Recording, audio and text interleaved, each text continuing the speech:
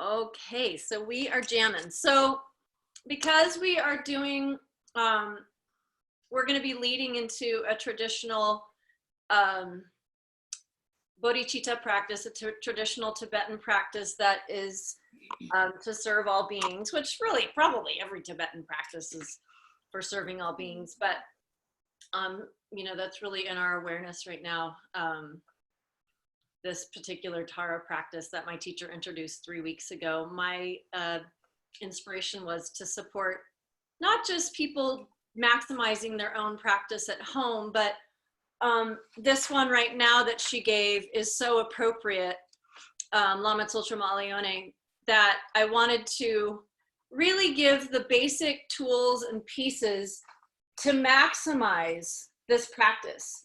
The way that these yogic traditions, both from India and Tibet, work is I don't consider them a religion at all. I consider them a science of the universe. They are very ancient systems, and they have done, you know, they've been studying the laws of the universe, and that is Tibetan Buddhism.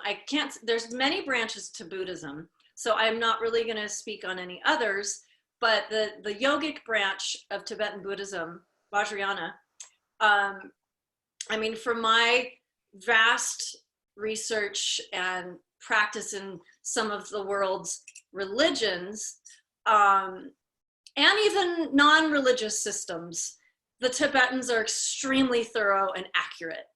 And so is the yogini system that I've deepened into. So that's what we're gonna share bits about today, is the keys that unlock the energies of the universe to come through and benefit us and others. And that's essentially what practice is it's an alchemy. It's a call and a response.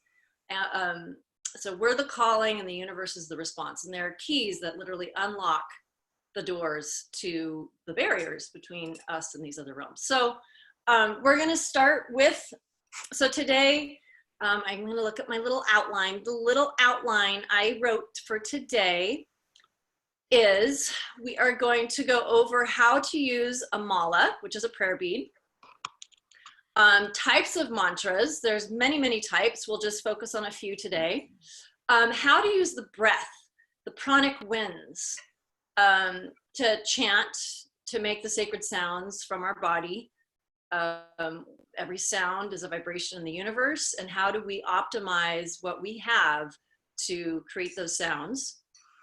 So this all is going to empower your mantra practice, which this here is a mantra. We have it in Tibetan, and then we have it translated into English, or the verbal use of it.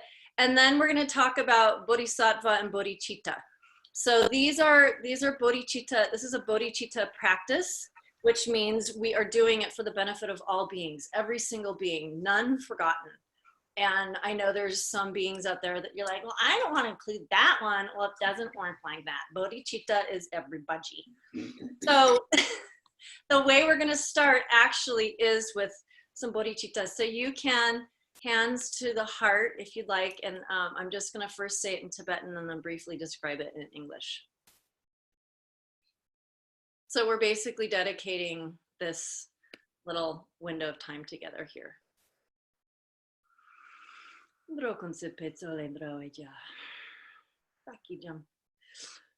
just going to say it quietly.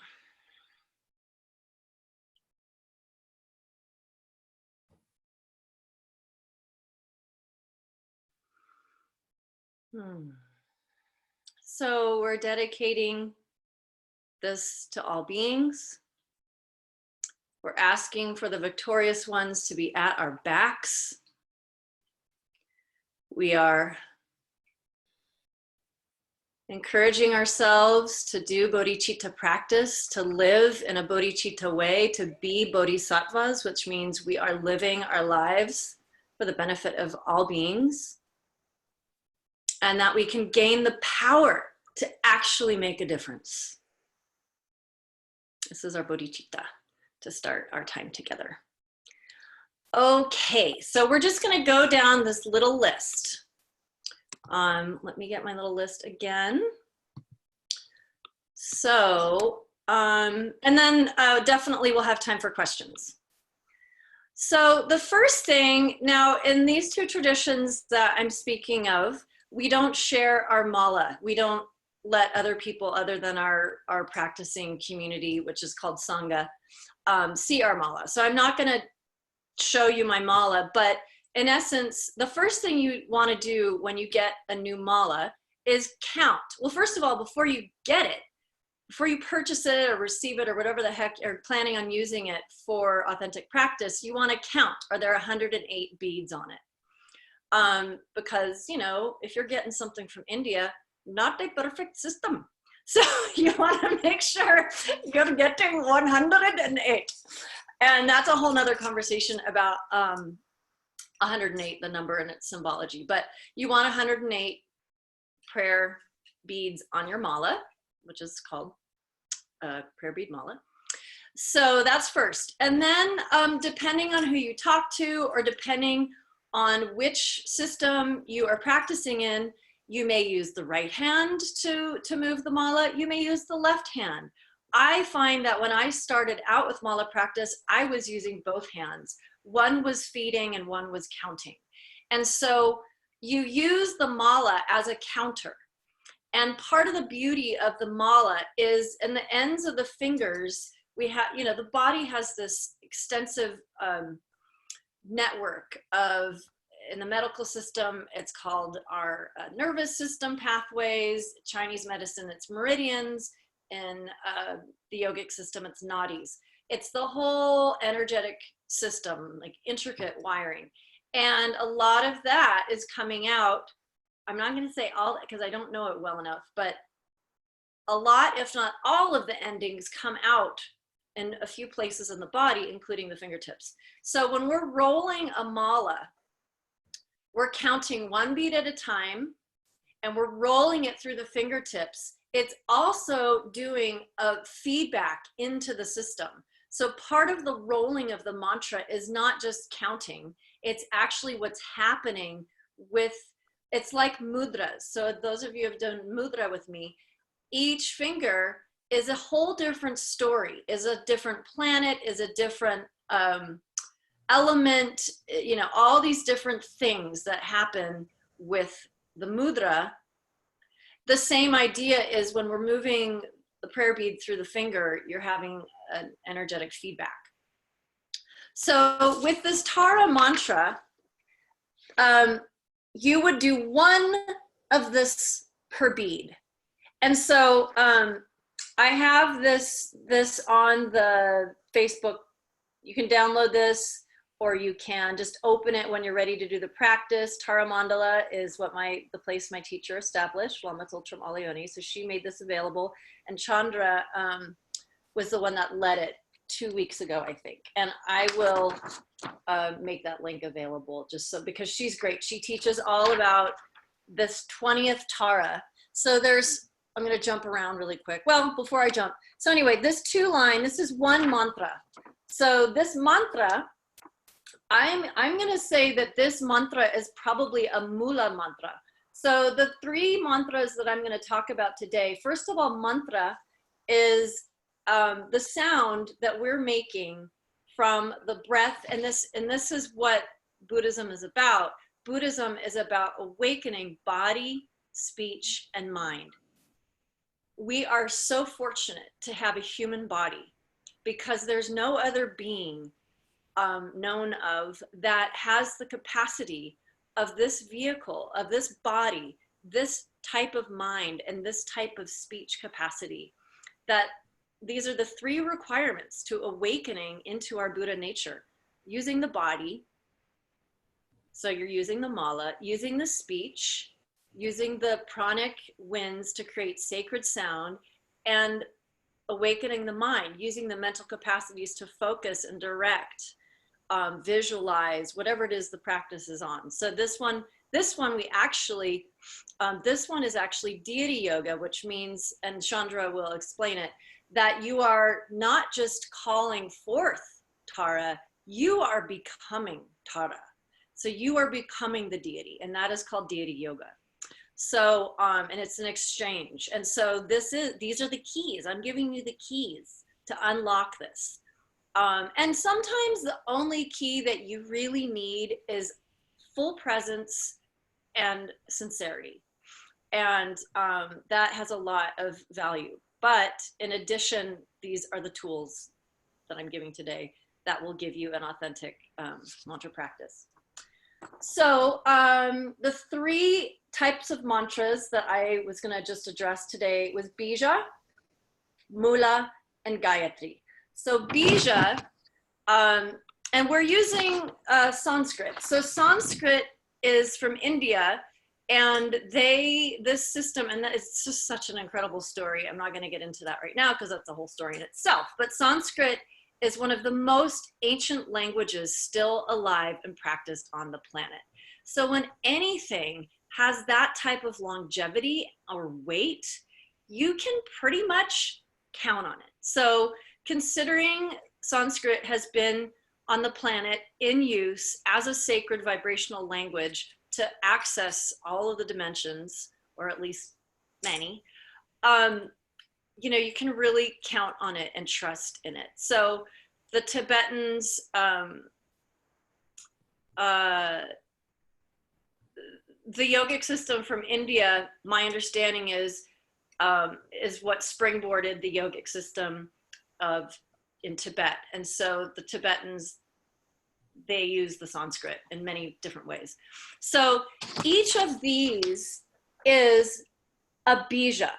Each of these is its own seed syllable. So each of these can stand, now I'm not sure 150% stand on its own, but a bija symbol is basically like the letter of an alphabet. It's its own seed symbol. And sometimes that one seed syllable, for example, hong in here, it has its own complete story and can represent a variety of things. And so bija is like the condensed form, and sometimes all you're going to do is chant a bija mantra.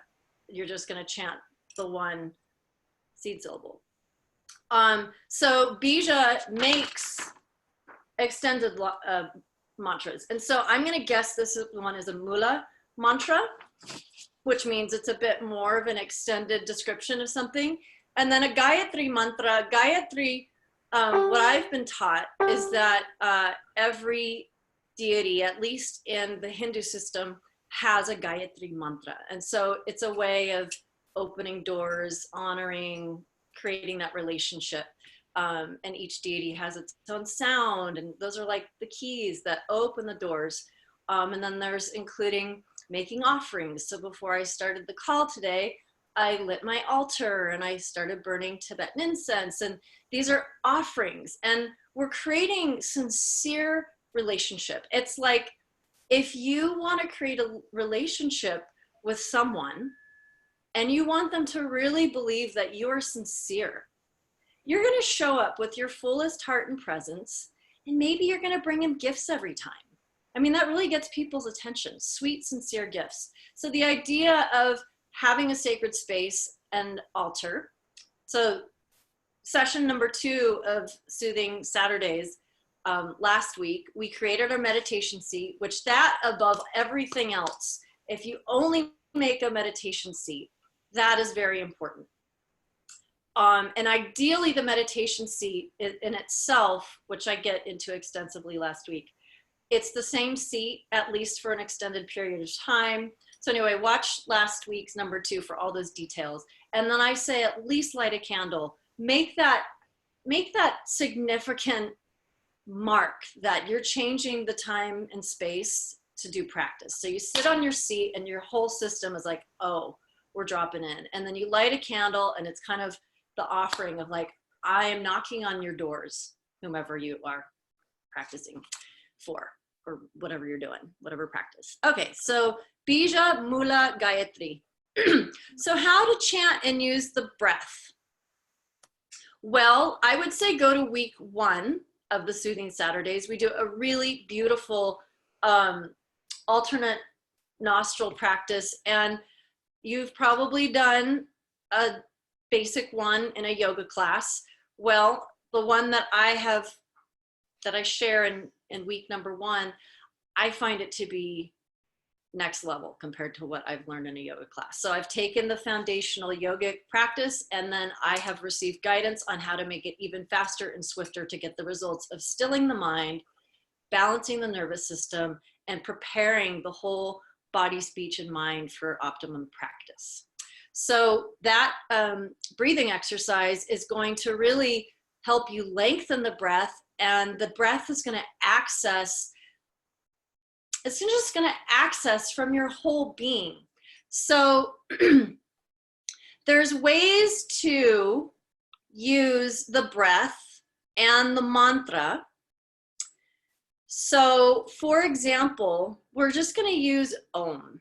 Now, when you can go the next time you go to a yoga class, or we'll try it right here too. Now in this mantra, it's not a long Om that is happening. It's but I mean, sure, you could do a long Om if you wanted. But for example, when we're doing a long Om, there's the O, and basically Om is considered the original sound of the universe. It's the primordial sound where all mantras come from. And I just want to preface, anything that I say here are from the lineages that I've practiced from. So someone out there or someone's might say, oh, that's not right. My tradition said, and you know what? Possible. But so I just want to preface, like, anything I'm saying is from what I've been taught. And there might be other things out there.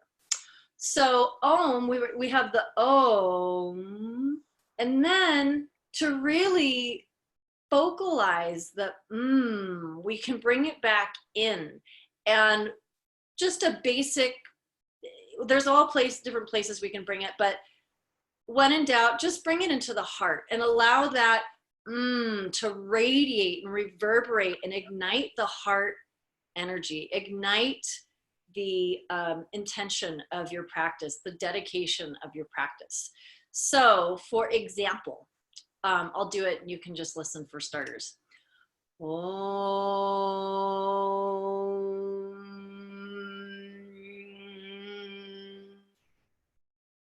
I swallow the Om into the heart. So let's try that together. We'll just do it short. So we're first going to inhale. Om.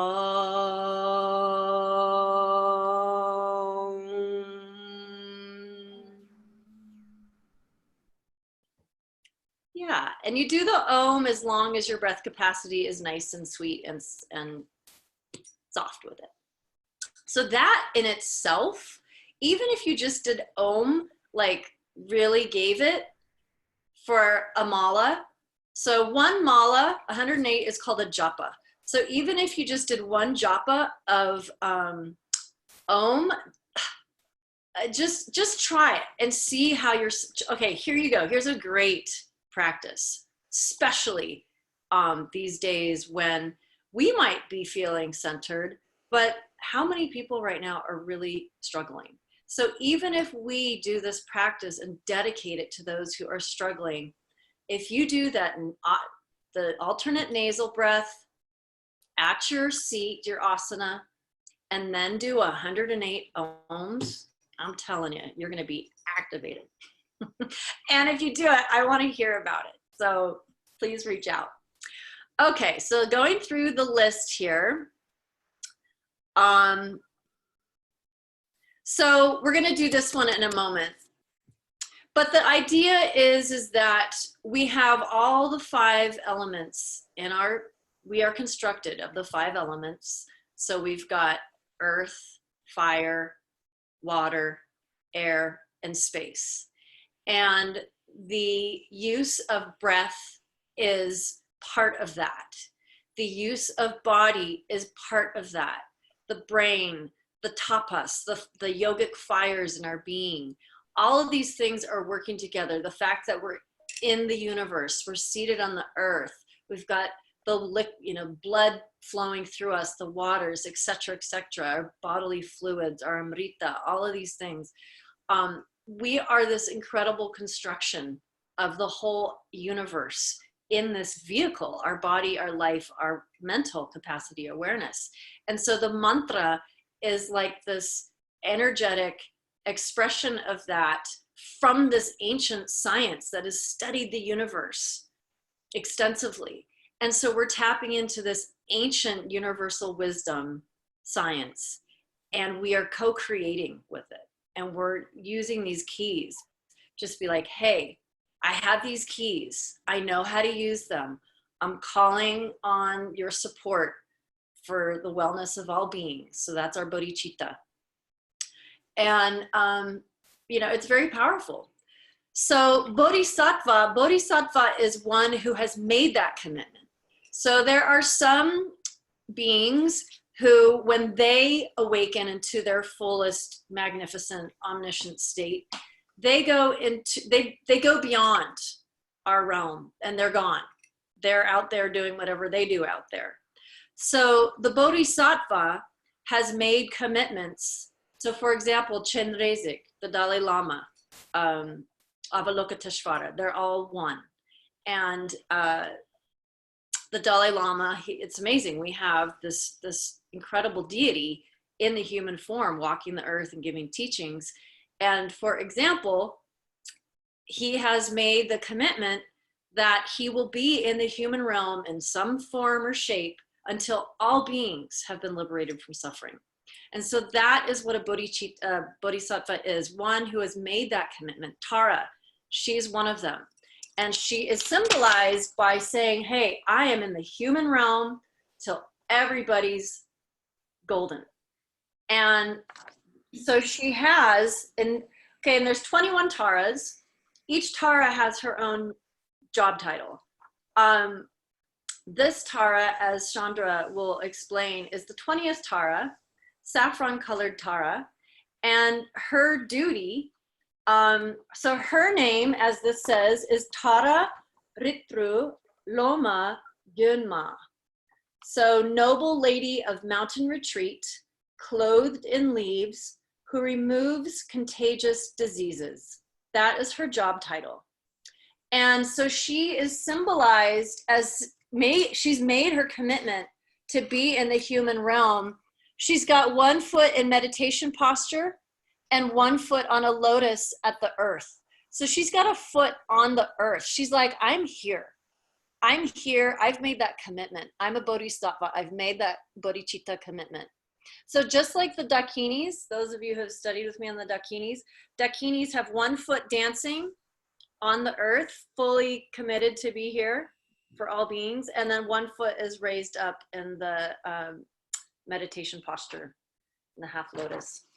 So when you see that in these deities, the foot down and one up, that means they're here with us in this realm. Okay, so I am going to just read the mantra here really quick. As you'll see, there are the lines over the A's. Some of the A's have a line over the top. That means an extended ah. So it's a longer ah. Then we have the signal over some of the E's. That's an e. So for example, let's see, just in case you're not looking at it. So it's om tare, tu tare, ture, nama tare. I'm reading it backwards. There we go. Manohara hong hara svaha. So there's a variety of ways to put a punctuation at the end of mantras, and svaha is one of those like punctuations. So, and that has the A's with the bars over it. So it's a svaha versus svaha. It's svaha. So we're gonna do this. Do you ladies have, or can you open my Facebook page so you can access this so we can read it together? I'll give you a moment and we'll just read it together a few times. So basically what you would do is that would be one bead. That'd be one prayer bead. And it's always great if you're gonna do recitation practice, it's great if you can do a mala. Now, when we're getting started, this can seem extremely cumbersome and long. So maybe you do half a mala. Yeah, but it's nice, especially these days, to do a whole mala. Now, Chandra and Tara Mandala are inviting people. They're trying to reach a certain number. So if you are going to do mantra practice with this, they want to know how, they want you to send them your count, because they're trying to pull a certain amount to really amp it up. So I'm gonna, you know what, I'm gonna dig that up really quick, just so that you can have that access to their Facebook page.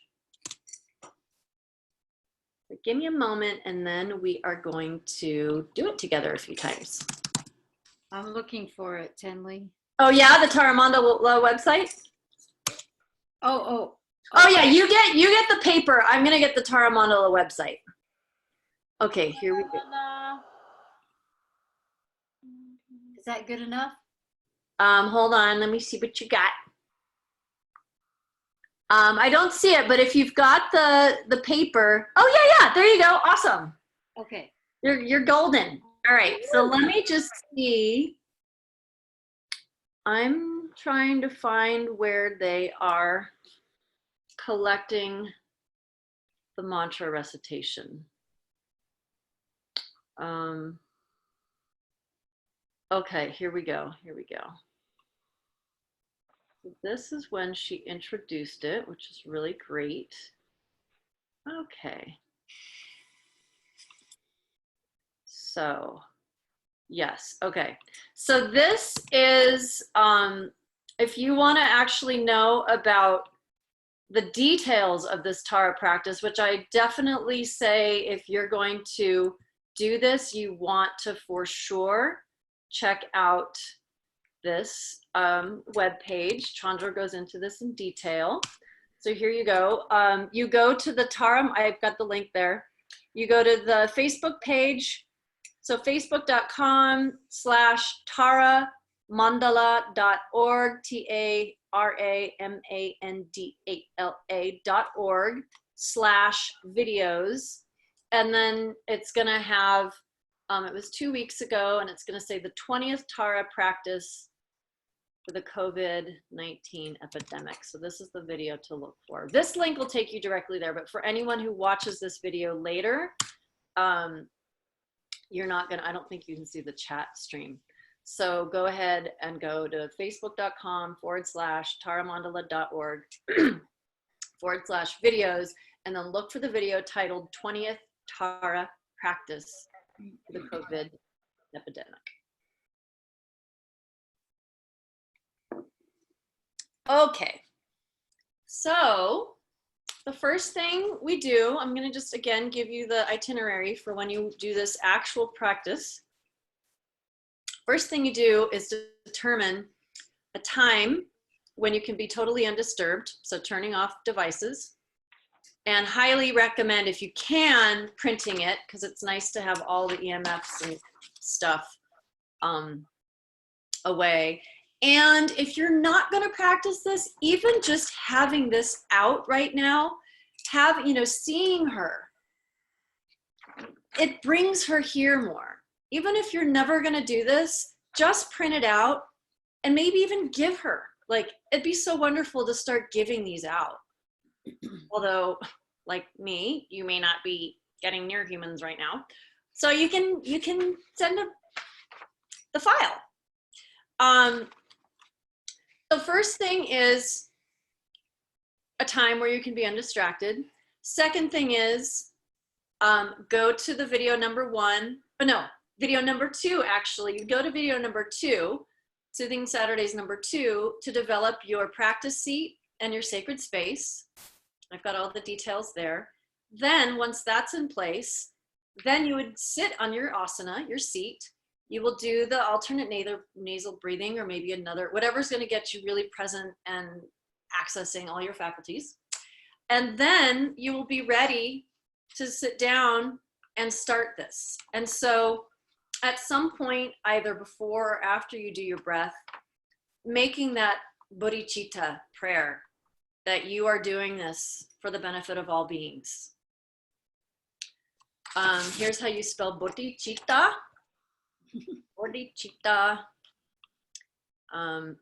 It's a tricky one, so I'm going to read it out. Bodhicitta, B-O-D-H-I-C-I-T-T-A, bodhicitta. And then one who makes these bodhicitta commitments is bodhisattva. So it's B-O-D-H-I-S-A-T-T-V-A. So I'm going to put those in the chat link as well. And you can find those words all over the internet. So bodhisattva and bodhicitta, Sanskrit. Okay. So we've got the basic nuts and bolts. And then if you have your mala, which I highly recommend, you don't have to, by no means do you have to have a mala to do this practice. Absolutely not. And in fact, if you don't want to participate in the counting with Tara Mandala, you don't have to. You can simply just send the prayer out and that's plenty. But if you do want to use a mala, then you, at this point, since, anyway, you can choose however you want to use the mala, one hand, both hands. And then I find I pick a bead and then I say my mantra. And then when I'm done, I pick another bead. And that's how I count it. You could do the opposite. You could do the mantra and then grab the bead. But I find that I grab the bead, do the mantra, and then pass it on, grab another bead, do a new mantra. All right, so let's all read it nice and slow together 3 times, and then we'll pick up the speed. So it's Om Tare, Tu Tare, Ture Nama Tare, Mano Hara Hong Hara Svaha. We'll do it 2 more like that. Om Tare, Tu Tare, Ture Nama Tare, Mano Hara Hong Hara Svaha. Om Tare, Tu Tare, Ture Nama Tare, Mano Hara Hong Hara Svaha. Questions? Comments? When you want us to do it with you, would you like us to mute ourselves or That's do you okay. hear? That's okay. I kind of like hearing you guys. So Okay. it's the 2 of us, yeah. Okay, so we're going to do a little faster, and then the way these mantras, so here's a really important piece to know about mantra. The idea about mantra is that we're going to create the sweet hum like bees swarming around their home hive, like bees who are filled with pollen and the sweetness of honey. So the idea is the mantra creates this humming sound. So we pick up the speed and we create this continuous vibrational wave pattern. And because this is a science of, you know, everything in the universe is a wave pattern. And this is a science of how to make the sounds to tap into whatever it is that we are intending. So eventually you get it going, Om Tare Tu Tare Ture Nama Tare Mano Hara Hong Hara Swaha, Om Tare Tu Tare Ture Nama Tare Mano Hara Hong Hara Swaha, Om Tare Tu Tare Ture Nama Tare Mano Hara Hong Hara Swaha. So you can get that thing just cooking, and then there's this beautiful hum that gets going. And that's pretty much the idea for any of these yogic mula mantras, bija mantras, maybe even the Gayatri mantras. So we'll do it a little faster, but then that's going to be it. And you can just run with it in whatever direction after that. So, and I'll do it maybe, I don't know, 6 times at this pace. So if you can't catch it, you want to just listen, that's fine. Om Tare Tu Tare Ture Nama Tare, Manohara Hong Hara Swaha. Om Tare Tu Tare Ture Nama Tare. Manohara Hong Hara Swaha. Om Tare Tu Tare Ture Nama Tare. Manohara Hong Hara Swaha. Om Tare Tu Tare Ture Nama Tare. Manohara Hong Hara Swaha. Om Tare Tu Tare Ture Nama Tare. Manohara Hong Hara Swaha. Om Tare Tu Tare Ture Nama Tare. Manohara Hong Hara Swaha. Om Tare Tu Tare Ture Nama Tare. Manohara Hong Hara Swaha. Om Tare Tu Tare Ture Nama Tare. Manohara Hong Hara Swaha. Om Tare Tu Tare Ture Nama Tare. Manohara Hong Hara Swaha. Om Tare Tu Tare Ture Nama Tare. Manohara Hong Hara Swaha. Om Tare Tu Tare Ture Nama Tare. Manohara Hong Hara Swaha. Om Tare Tu Tare Ture Nama Tare. Manohara Hong Hara Swaha. Om Tare Tu Tare Ture Nama Tare. Manohara Hong Hara Swaha. Om Tare Tu Tare Ture Nama Tare. Manohara Hong Hara Swaha. Om Tare Tu Tare Nama Tare. Manohara Hong Hara Swaha. Om Tare Tu Tare Ture Nama Tare. Manohara Hong Hara Swaha. Om Tare Tu Tare Ture Nama Tare. Manohara Hong Hara Swaha. Om Tare Tu Tare Ture Nama Tare. Manohara Hong Hara Swaha. Om Tare Tu Tare Ture Nama Tare. Manohara Hong Hara Swaha. Om Tare Tu Tare Ture Nama Tare. Manohara Hong Hara Swaha. Om Tare Tu Tare Ture Nama Tare. Manohara Hong Hara Swaha. Om Tare Tu Tare Ture Nama Tare. Manohara Hong Hara Swaha. Om Tare Tu Tare Ture Nama Tare. Manohara Hong Hara Swaha. Last one. Om Tare Tu Tare Ture Nama Tare. Manohara Hong Hara Swaha. There you have it. I mean, can you feel it? Yeah. Question.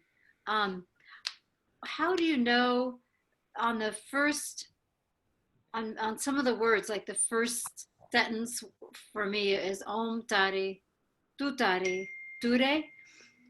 So there was an accent on the first letter of each word. How do you know? Did you hear that coming from me? Yeah. An accent. There was like Om Tare, Tu Tare, Ture. It was like there was like. Well, how do you know that? Because I've been doing this a long time. Okay. Okay. I don't know. I don't think you.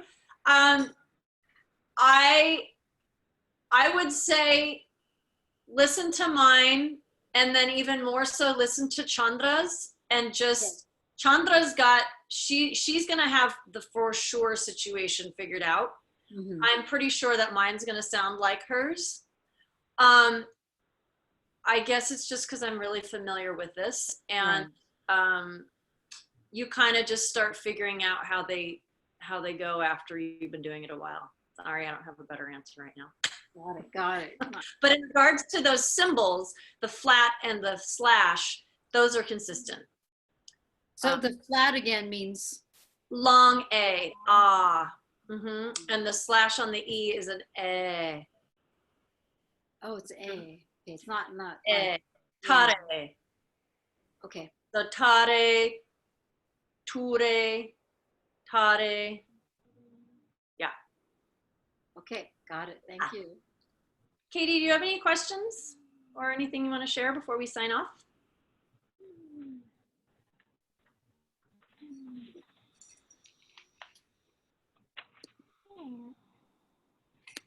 Neat to learn. I haven't really investigated much in the Tibetan realm. Well, you know, those two yogic branches, the Indian one that we're familiar with, and this, so I just did the sky dancing immersion. So that was the parallel kind of like sister lineage, if you would say, Dakini, Yogini, India, Tibet. So these yogic systems were mixing and mingling back when they were being originated. So there's a lot of crossover and sharing of things. So granted they're different flavors of ice cream, but you can, you know, they have a lot of similarities. You know, they both have eggs and cream, some sweetener. but then the flavors went in different directions. So yeah, culturally and all that stuff. But Buddhism did come from India, and then Padmasambhava took it. I mean, I think multiple guys took it, but he was the one that got a lot of the credit for this. He's the one that has the credit for the yogic branch of Tibetan Buddhism.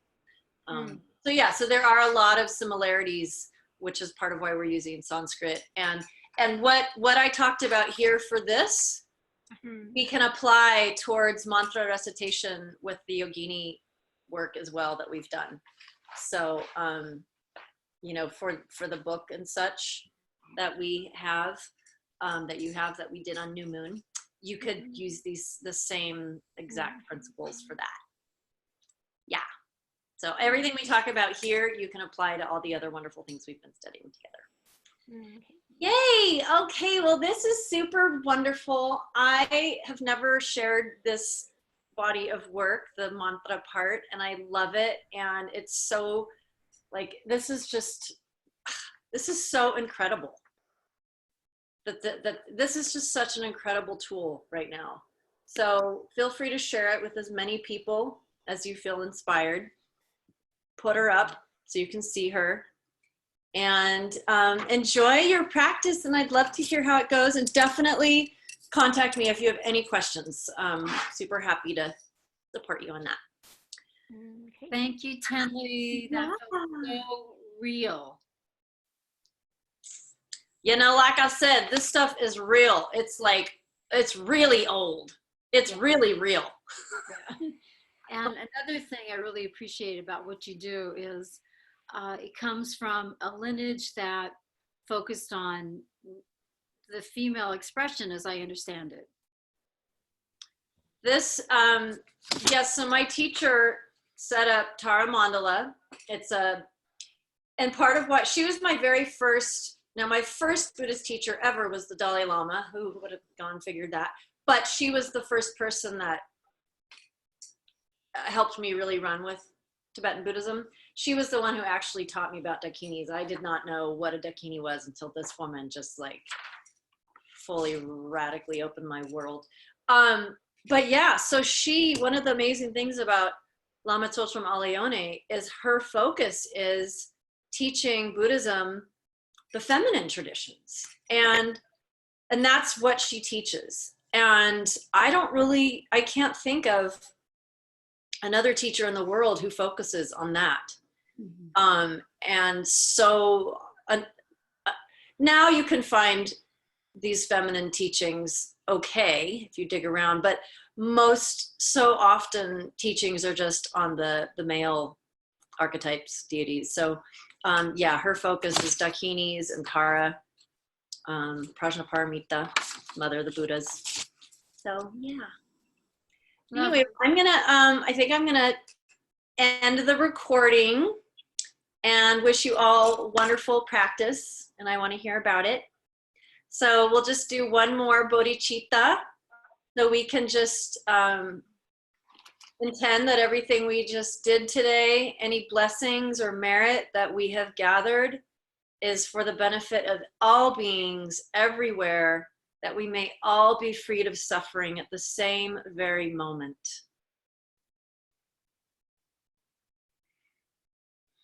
I'm asking for the victorious ones to stay true to their commitments and committing to supporting us on this journey. Swaha. Swaha. Okay. Thank you, dear. Thank you. Much